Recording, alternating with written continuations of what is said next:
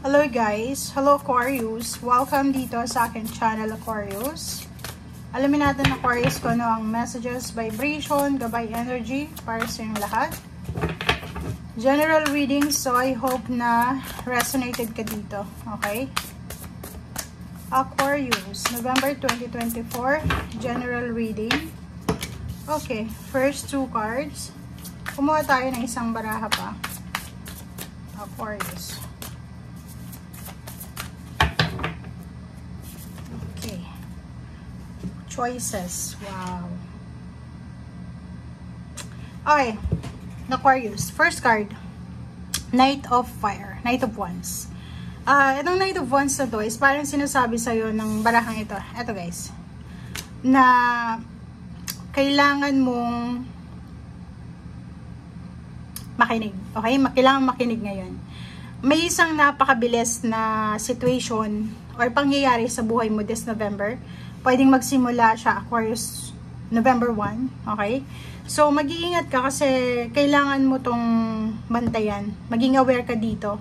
Kailangan maging focus. Trust your instinct. Trust your intuition. Open your heart. 'Di ba? Parang buksan mo yung puso mo para kapain kung ano ba yung laman or ano ba yung tinitibok ng puso mo dito. Okay? Awareness to eh. Kasi sinasabi na may isang choice ka na kailangan na gagawin. Okay? Eto, it's parang ano to, wag mong igagamble, wag mong isusugal yung pera mo, wag mong isusugal yung relationship mo, wag mong isusugal yung chance mo. Okay?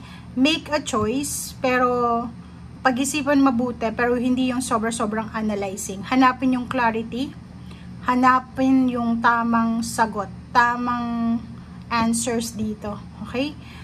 Kasi posible kang magkamali. Alam mo kung bakit sinasabi ko sa'yo kanina na maging aware ka. Kasi mabilis to eh. Mabilis to na pwede mong isugal yung relationship mo, isugal yung perang hawak mo, yung position mo sa trabaho, isa-sacrifice mo yung mga tao sa paligid mo. Parang ganun. So, mag-iingat ka. Okay? May mas maganda pang bagay na pwede mo, Aquarius, na gawin.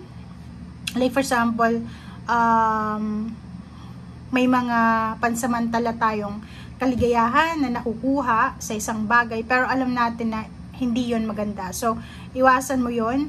Iwasan mo din yung mga tao na pwedeng dalhin ka doon sa kung ano man na hindi maganda na yan. Okay?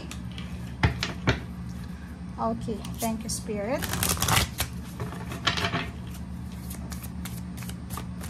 Aquarius. Oh, sorry.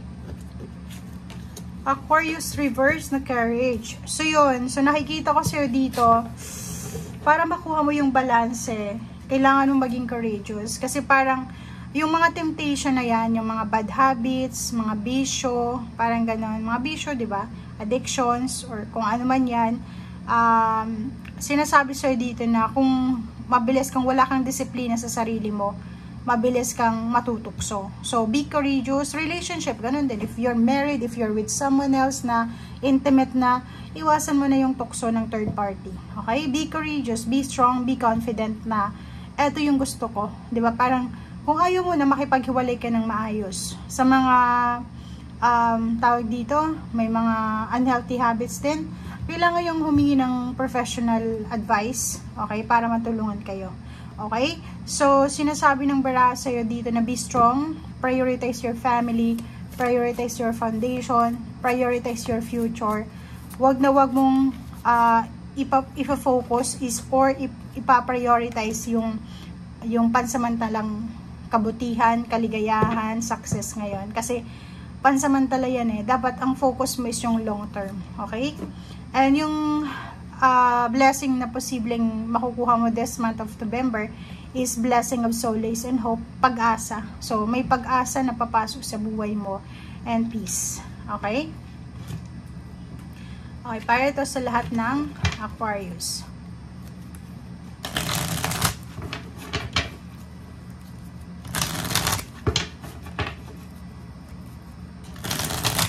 Diba? So, may Four of Wands. Sinasabi sa'yo ng Four of Wands na prioritize your family, prioritize your foundation and stability.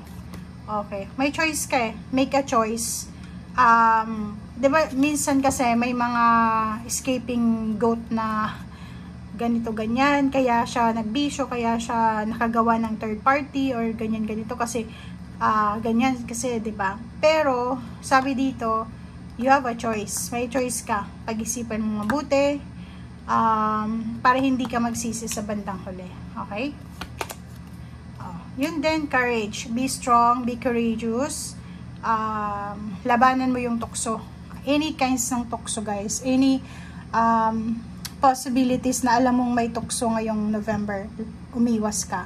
Kung cross-watchers ka, asawa mo or boyfriend, girlfriend mo, or parents mo, or siblings mo yung sinasabi ng barahang to, kailangan mong sabihin sa kanila na umiwas sila sa tukso. Okay? Prioritize peace, prioritize your hope, your family. Okay? Sinasabi ng baraha sa'yo na kung halimbawa yung relationship to, 'di ba? Pwedeng may mga relationship na pwedeng magsimula ulit from the past. So, yun. May asawa ka ngayon. May karelasyon ka. Tapos may babalik sa'yo. 'Di ba? Yung babalik sa'yo is yung boyfriend or girlfriend mo from high school or from college or mga kababata. Pwede mo silang iwasan. Nasa'yo yun eh.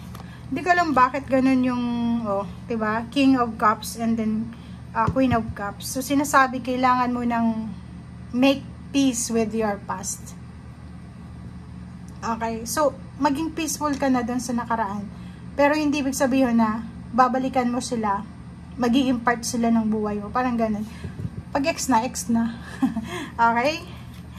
Okay. So, nakikita natin dito na yon family life, priority. Same din dito, 7 of Cups. So, dalawa yung 7 of Cups natin na nagsasabi sa inyo na may choice ka. Nasa kamay mo kung saan kang lugar pupunta. Okay? Walang sino man ang pwedeng sisihin sa kung anong decision making or result na gagawin mo. Kasi ikaw yung magde-decision dito.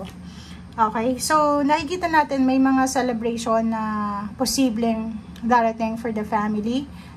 Etong 10 na to is pwedeng bago matapos yung October or pwedeng bago matapos yung 2024. So, December. So, nakikita natin dito na may mga okasyon na posibleng pinaplano ka or minamanifest, ganito, ganyan. So, comment down below if you're resonated kasi masaya to eh. Dito ka mag-focus. Huwag kang mag-focus sa bagay na hindi na makakatulong sa'yo or sa mga bagay-bagay na alam mong makakasira ng diskarte mo or family mo. Okay? Yung mga temptation na yan, naandyan talaga sila para mag-tempt sa atin. Pero, nasa atin yun eh. Kasi may free will tayo eh. 'Di ba? May kakayahan tayong pumili. Hindi natin pwedeng sabihin na hindi eh, na natukso ako eh. Ang tukso is nandyan nga siya. Nandyan yung tukso para tuksoin tayo. So, nasa atin yon kung bibigay tayo. Okay? Or magi-give-in tayo sa mga tukso na yan. Okay?